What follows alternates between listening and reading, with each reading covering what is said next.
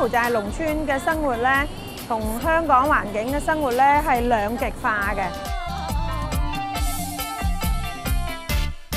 香港我哋着啲比較短裙啊，即係喺膝頭哥之上嘅咧，都覺得好 OK。但係我哋去到着嗰啲短裙咧就唔着得啊，因為佢哋嘅salon咧係要遮過咧嗰個腳眼。如果未出嫁嘅女仔咧，就要好密實、好保守嘅。但係如果嫁咗嗰啲咧，就成日着啲好透視裝，顯啲身材俾人睇。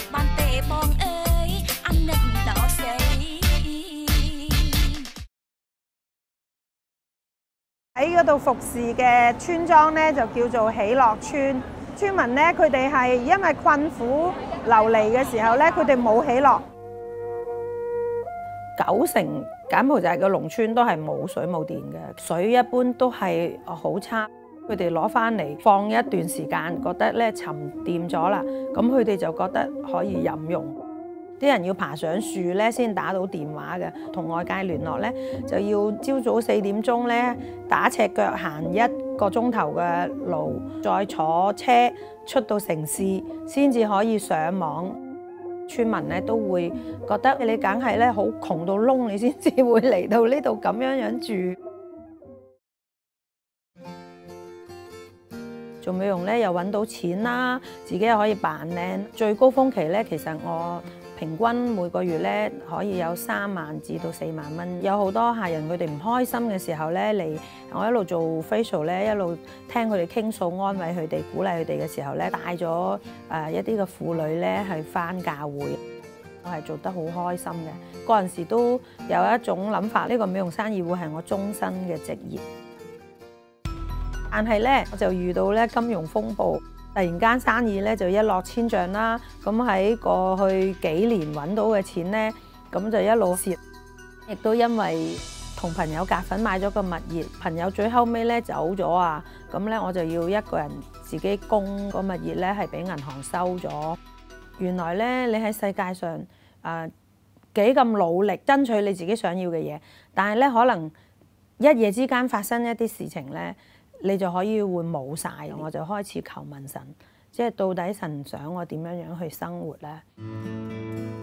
之前咧我係完全唔知、唔認識，只係聽過柬埔寨係有一個吳哥窟，咁但係喺呢6個禮拜嘅過程裏邊，我去探訪一個家庭，見到嗰個婦女咧，佢正係咧大緊肚，但係佢間屋咧就只有3埲牆，佢嘅丈夫咧殘廢酗酒嘅，佢原來咧係有11個仔女嘅。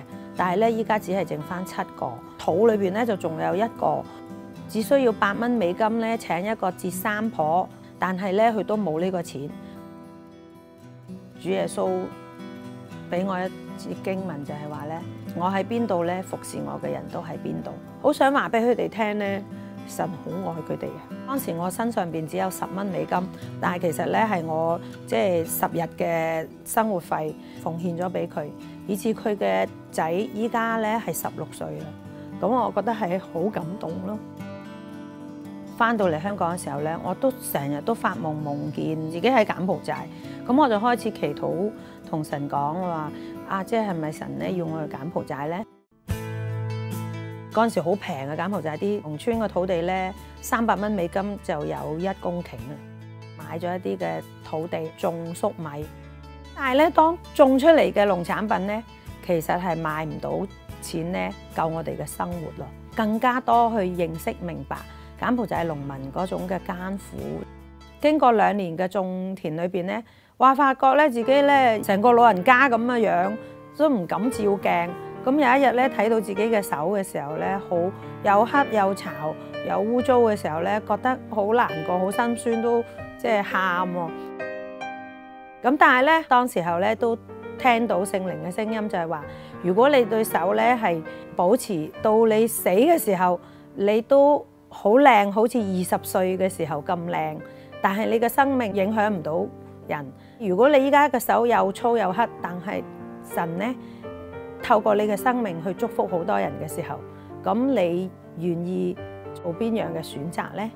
咁當時候我就諗起主耶穌基督為我哋釘十字架嘅釘痕手，其實我所付嘅代價都唔係好大啫。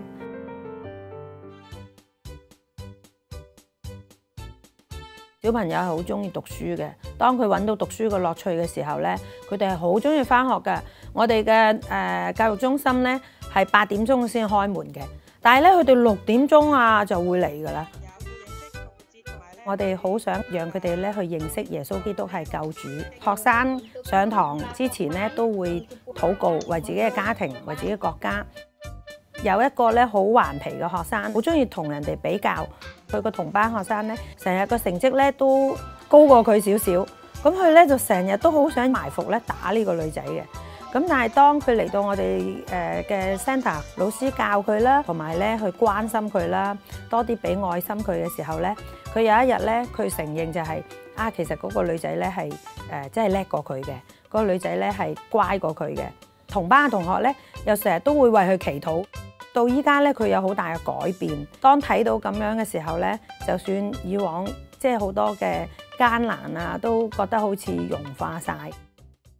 如果我有60歲命嘅話，可能我仲剩返10年嘅時間。我希望喺呢10年裏邊，我可以繼續留喺柬埔寨，祝福更多嘅小朋友。